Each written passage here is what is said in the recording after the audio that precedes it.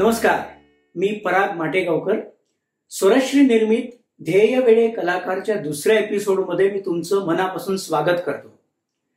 आज आपण भेटणार आहोत एक ज्येष्ठ आणि श्रेष्ठ व्हायोलिन वादक रमाकांत परांजपे यांना.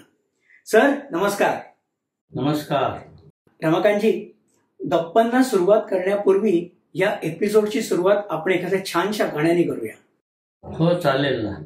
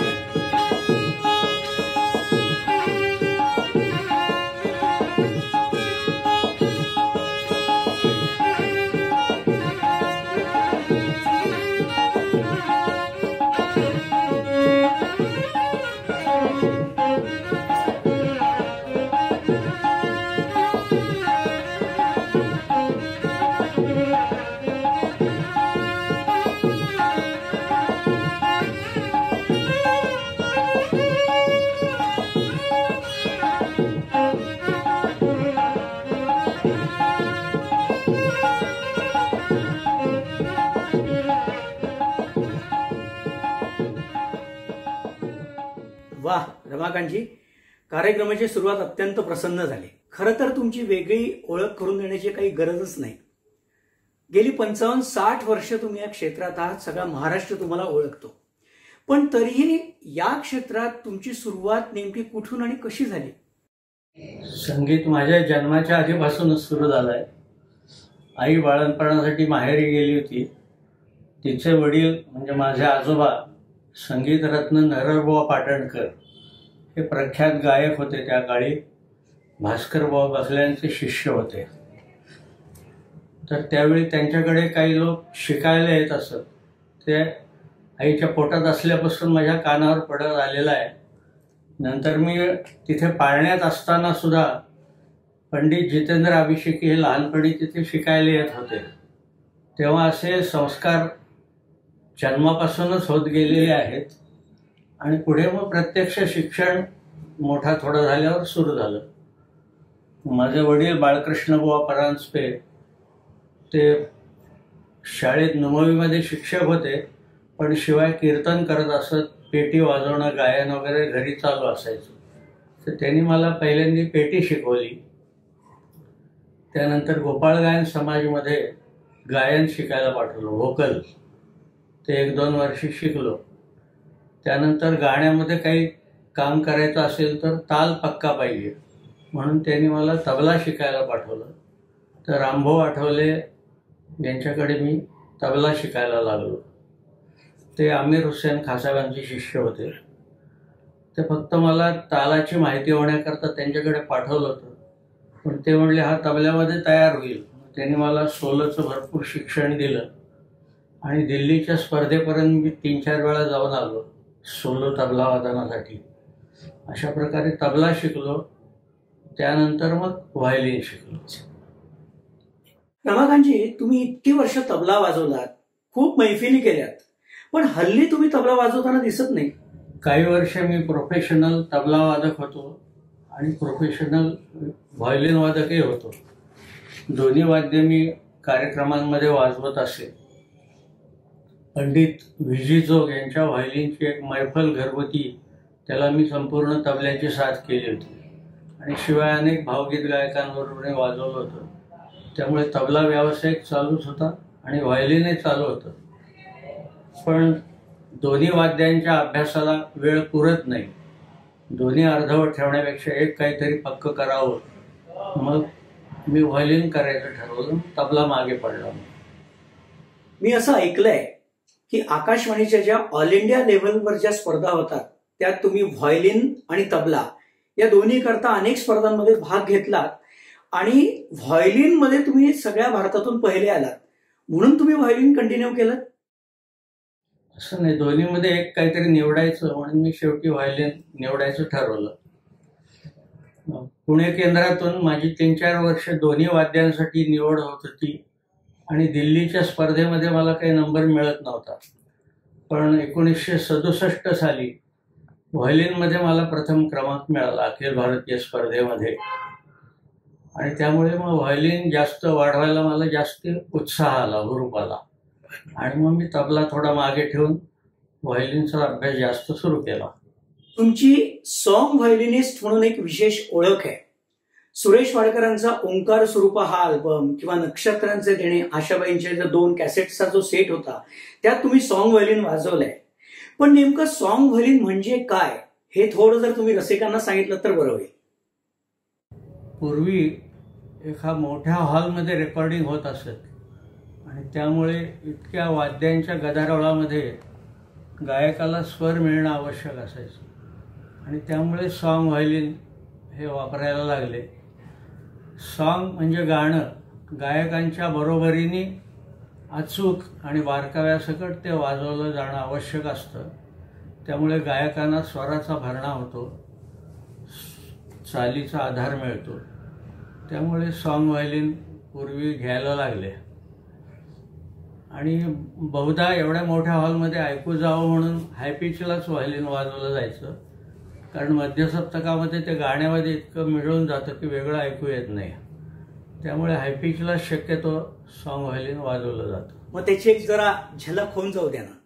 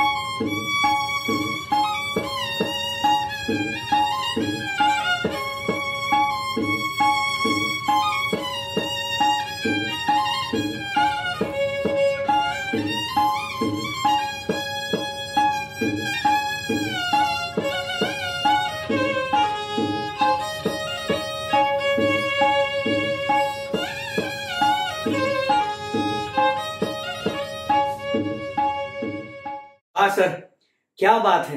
तुमच्या सॉन्ग व्हायोलिनचा कधी असा स्टेजवर म्हणा किंवा रेकॉर्डिंगच्या वेळेला कधी फायदा झालाय की एक नवीन कंपोजिशन आहे, गायकांनी नव्याने गाणं बसवलंय आणि चाल आठवत नाहीये ऐन वेळेला, मग तेव्हा कधी असा फायदा झालाय याचा? तसं पंडित भीमसेन जोशी यांच्या रेकॉर्डिंगला झालं होतं. श्रीनिवास खळ्यांच्या चाली असायच्या आणि त्या अतिशय अवघड असतात. भीमसेन जोशी यांच्या घरी रिहर्सल व्हायची, त्यावेळी ते पंडितजींना चाली शिकवायचे आणि त्यावेळी मी नोटेशन लिहून घ्यायचो. पण आयत्या वेळी रेकॉर्डिंगच्या वेळी काही वेळा पटकन त्यांना चाल आठवायची नाही एखाद्या कडव्याची. तर रेकॉर्डिस्टचे शेजारीच खळेसाहेब बसलेले असायचे, ते तिथनंच म्हणायचे, परांजपे पुढचं कडवं सुरू करा. तर मी माझ्या लिहिल्याप्रमाणे 1-2 ओळी वाजवल्या की मग पंडितजीनं ती चाल आठवायची आणि मग तिथे गायचे. मग पुन्हा दुसऱ्या कडव्याची चाल वाजवा. मग मी पुन्हा वाजवायचो. मग त्यांना आठवलं की ते गायचे. असं एखाद्या अभंगाचं रेकॉर्डिंग अर्धा तास चालायचं आणि मग मी त्यांना नमुने दाखल वाजवलेलं कट करून एडिट करून मग ते 10 मिनिटाचा अभंग शेवटी लोकांच्या समोर येत असे. वा, म्हणजे भारतरत्न पंडित भीमसेन जोशी यांच्याबरोबर तुम्ही बरंच काम केलंय. रमाकांतजी, मी गेली बरीच वर्ष बघतोय की पंडित हृदयनाथ मंगेशकर यांचा भावसरगम या कार्यक्रमात तुम्ही व्हायोलिनच्या साथीला असता. युजली ते फार म्युझिशियन ते कार्यक्रमात घेत नाही, म्हणजे त्यांची स्वतःची हार्मोनियम आणि त्यांचे रिदमिस्ट. पण जर कोणी दुसरा म्युझिशियन असेल तर व्हायोलिन असताना व्हायोलिनला फक्त तुम्ही असता. याचं काय रहस्य आहे? ते बोलताना सांगतात, खरं मला माहिती नाही, पण गेली 35 वर्ष मी भावसरगम करतोय. इतका सुरेल आणि तयारीचा वादक मी कुठला पाहिला नाही व्हायोलिन वाजवणारा. आणि इतकं सुरेल वाजवतात की त्यांना साथीला घ्यावं असं वाटतं. म्हणून मी त्यांना बोलवतो. आणि ते कार्यक्रमामध्ये पीसेस कधी घेत नाहीत सहसा, नुसत्या पेटीवर कॉर्ड्स वाजवतात आणि पुढचं कडवं सुरू करतात. पण मी वाजवायला असलो की ते 1-2 गाडी खास माझ्यासाठी म्हणून घेतात आणि सांगतात, आता या वाद्यामध्ये सर्वोच्च पीसेस आहेत, ते व्हायोलिनवर कसे अप्रतिम वाजवतात तुम्ही ऐका, असं म्हणून मग ते वेगवेगळी फुले मुद्दाम गाणं गातात. सर, मग त्याची एक झलक ऐकायला आवडेल.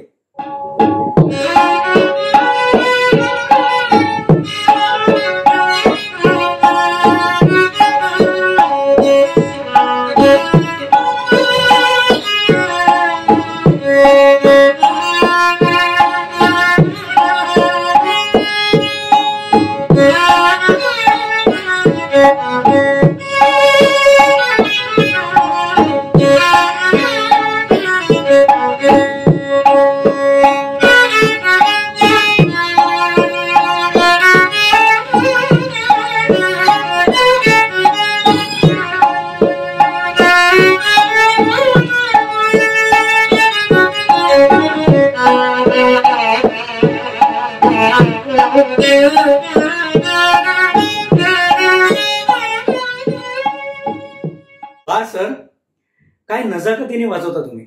एक प्रश्न मला नेहमीच पडतो की स्टेजवर तुम्ही व्हायोलिनवर सोलो व्हायोलिनचे पीसेस वाजवता, तार शहनाईचे पीसेस वाजवता, सारंगीचे पीसेस वाजवता. पण जेव्हा सारंगी आणि तार शहनाईचे पीसेस वाजवता ना, तर त्याचा टोन एकदम वेगळा ऐकू येतो. याचं काय रहस्य आहे? पूर्वी मी रियाज करताना म्यूट किंवा सायलेन्सर म्हणतात तो व्हायोलिनला लावायचो की शेजाऱ्या पाजाऱ्यांना माझ्या अभ्यासाचा त्रास होऊ नये, यासाठी तो म्यूट लावत असे.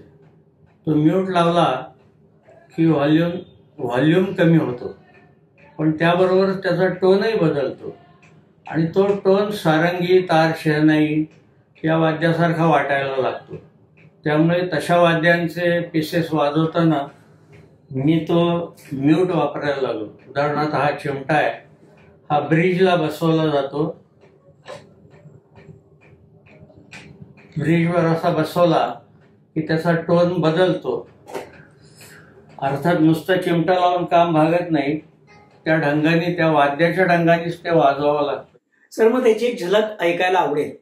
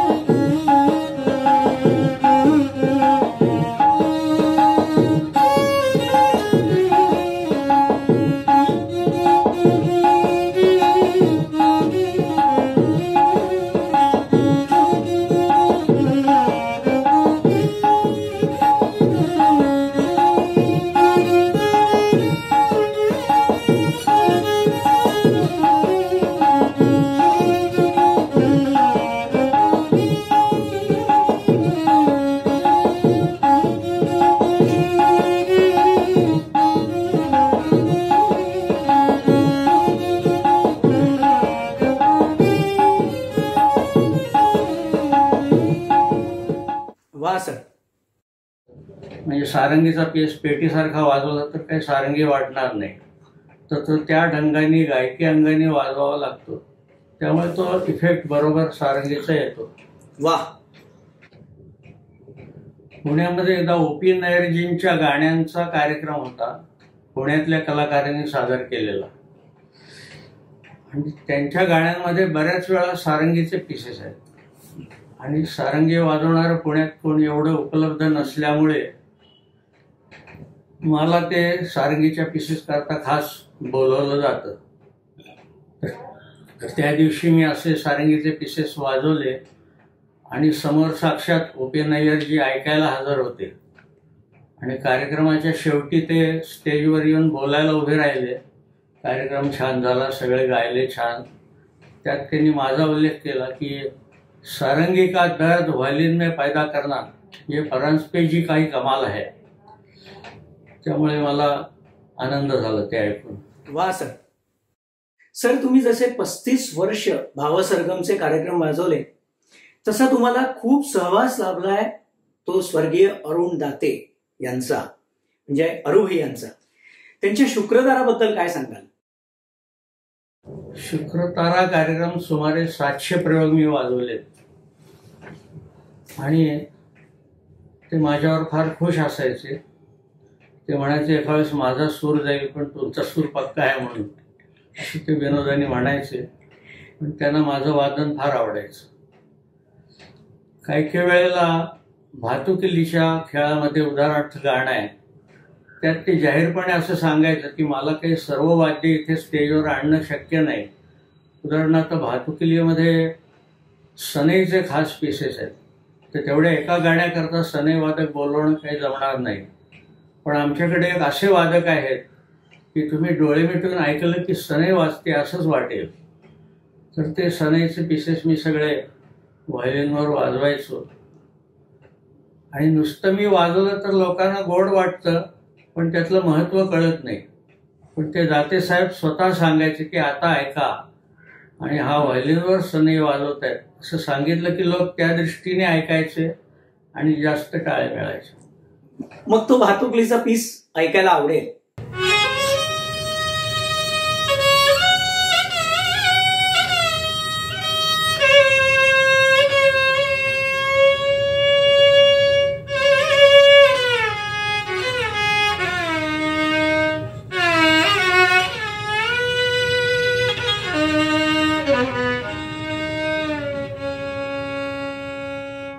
सर, तुम्ही भारतरत्न पंडित भीमसेन जोशी यांच्याबरोबर रेकॉर्डिंगच्या निमित्ताने भरपूर काम केलं. पण दुसऱ्या भारतरत्न गानसम्राज्ञी लता मंगेशकर म्हणजे दीदी, ज्यांना आपण सरस्वती मा म्हणतो, त्यांच्याबरोबर कधी काम करण्याचा योग आलाय तुम्हाला? 5-6 वेळा आला होता योग. एकदा नेहरू स्टेडियमवर त्यांच्या गाण्यांचा कार्यक्रम होता, तेव्हा साम व्हायोलिनला मी होतो. नंतर एकदा स्वर्गीय इंदिरा गांधींचं निधन झाल्यावर खास लताबाईंनी गायलेल्या हिंदी भजनांचा कार्यक्रम ठेवलेला होता दूरदर्शनवर. आणि त्यासाठी अरुण काकतकरांनी खास मला बोलवलं होतं साथीसाठी. त्यात त्यांची सगळी गाजलेली हिंदी भजनं, पायोजी महिने वगैरे ही सगळी त्यांनी गायली होती. त्यावेळी योग आला. नंतर मास्टर दीनानाथ पुण्यतिथीच्या वेळी एकदा दीदींनी शेवटी पसायदान गायलं होतं, त्यावेळी त्यांच्या साथीला मी बसलो. आणि दुर्मिळ योग म्हणजे आशाताईंचा पार्ल्याला कार्यक्रम होता, नक्षत्रांचे देणे. आणि त्यावेळी कोणीतरी फरमाईश केली तर सर्व मंगेशकर भगिनींनी जयस्तुते गायलं. असं कधीच योग यापूर्वी आलेला नव्हता, रेकॉर्डमध्ये पण नाहीये. पण सर्व भगिनी आणि भाऊ आणि त्यांच्याबरोबर मी साथीला होतो. हा एक चांगला योग मला वाटतो. सध्याचे प्रख्यात संगीतकार सलील कुलकर्णी यांनी लता दीदींची काही गाणी रेकॉर्ड करून अल्बम काढायचं ठरवलं. तर त्यावेळी दीदी म्हणजे पुण्याला परांजपे, त्यांना सॉंगसाठी बोलवा. त्यामुळे मग सलीलनी माझी जाण्या येण्याची खास व्यवस्था केली. मुंबईला जाऊन रेकॉर्डिंग वाजून मी आलो. वा सर, म्हणजे तुम्हाला आता नक्कीच असं वाटत असणार की आपण केलेल्या मेहनतीचं आणि घेतलेल्या परिश्रमांचं नक्की चीज झालंय. यापेक्षा मोठा पुरस्कार तो दुसरा कुठला. रमाकांतजी, अनेक वर्षे कार्यक्रम करत असताना मला एक गोष्ट लक्षात आली आहे की तुमची नोटेशन लिहिण्याची एक स्वतंत्र स्टाईल आहे.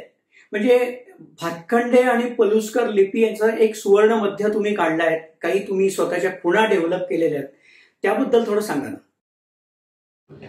नोटेशन पद्धती सर्वस्वी निराळी अशी काही मी काढलेली नाहीये, पण भातखंडे पद्धत आणि पलुसकर पद्धत आणि थोडं स्टाफ नोटेशन यातल्या काही सोयीस्कर खुणा आहेत त्या सगळ्या एकत्र करून मी माझी पद्धत तयार केलेली आहे. विशेषतः सॉन्ग व्हायोलिन वाजवताना अतिशय बारकाव्यासकट वाजवायला लागतं. ते बारकाव्यांचे सुद्धा मी खुणा तयार केलेल्या आहेत. त्यानंतर भरतनाट्यम विशेषतः वाजवताना त्या तीन स्वरांचे गट, 5चे 7चे गट असे निरनिराळे जती असतात.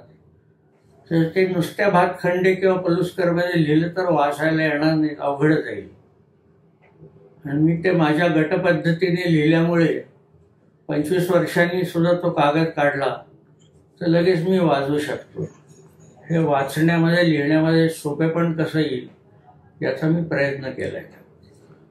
सर, तुम्ही अनेक वर्ष विद्यादानाचं काम करताय, अनेक शिष्य तुम्ही घडवले आहेत, आपल्या इंडस्ट्रीत ते कामही करतायत. अशा कुठल्या शिष्यांबद्दल तुम्हाला असं बघून समाधान वाटतं किंवा अभिमान वाटतो? माझ्या एक शिष्य आहेत सौभाग्यवती नीलिमा राळकर. त्या व्हायोलिनमध्ये PhD केलंय त्यांनी. त्यांना मी मार्गदर्शन केलं. त्या कार्यक्रमातून वाजवत असतात. वैशाली सप्रे या सुद्धा व्हायोलिन वाजवतात. त्यानंतर सिंथेसायझरही मी थोडा थोडा शिकवतो. तर माझे बरेच कलाकार रंगमंचावर आता सध्या गाजत आहेत. ते योगायोगाची गोष्ट अशी की एक दिवस असा आला की माझे 3 शिष्य 3 निरनिराळ्या देशामध्ये जगातल्या एकाच दिवशी सिंथेसायझर वादन करत होते. माझा मुलगा केदार परांजपे, तर अनय गाडगीळ आणि यश भंडारे हे सध्याचे 3 प्रसिद्ध सिंथेसायझर वादक आहेत. एक ऑस्ट्रेलियामध्ये, एक सिंगापूरला आणि एक जपानला एकाच दिवशी कार्यक्रमात वाजवत होते. हा माझ्या दृष्टी आनंदाचा क्षण होता. वा वा. या क्षेत्रात खूप नवीन नवीन कलाकार येऊ बघतायत, त्यांना तुम्ही काय टिप्स द्याल?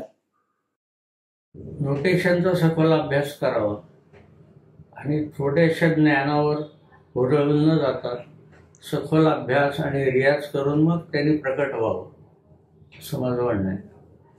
त्यासाठी योग्य गुरुचाही मार्गदर्शन आवश्यक आहे. रमाकांतजी, आपण आता या एपिसोडच्या सांगतेकडे येतो आहोत. सांगता अर्थातच तुमच्या एखाद्या छानशा गाण्याने आपण करूया. पण तुमचा बहुमूल्य वेळ तुम्ही इथे दिलात, रसिकांशी संवाद साधलात, त्याबद्दल मनापासून आभार. सर्व प्रेक्षकांनी माझी मुलाखत ऐकून काही सूचना असल्या तर जरूर कळवाव्या. आणि माटेगावकरांनी हे सगळं खटाटोप केला तर त्यांचे मी विशेष आभार मानतो. आणि अर्थातच शेवटचं गाणं घेण्यापूर्वी रसिकांना एक विनंती, स्वरश्रीला लाईक करा, सबस्क्राईब करा, शेअर करा आणि बेल आयकॉनवर क्लिक करा. धन्यवाद.